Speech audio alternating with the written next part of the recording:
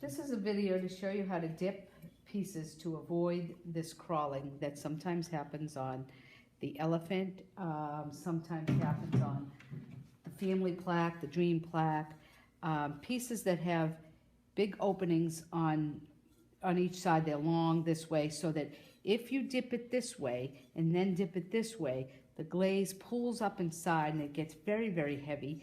You can't empty it out, the glaze. It's very difficult.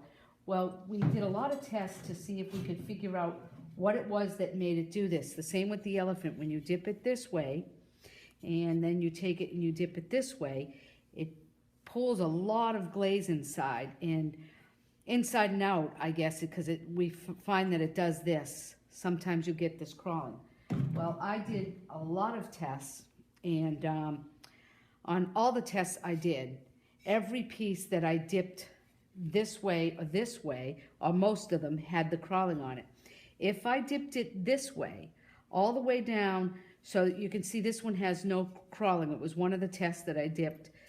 And if you dip it all the way this way, just to the edge there, and just drain it from the, this is already glazed, obviously, but if you drain it from the inside, just from the bank slot, shake it off, put it down, kind of drop it down like that, let it dry.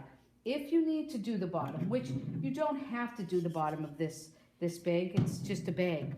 But if you want to dip the bottom, you can go back and dip a little bit on that side, or you can take a soft fan brush and just do the bottom. Same thing with the family plaques and the dream plaques, any of these name plaques. It's very easy to just go in this way, come up, shake it off, and you can go in with a brush in the little spots if you don't get them. Otherwise, you can kind of swivel it, just move it around a little bit in the glaze, and you'll usually get those spots filled anyway.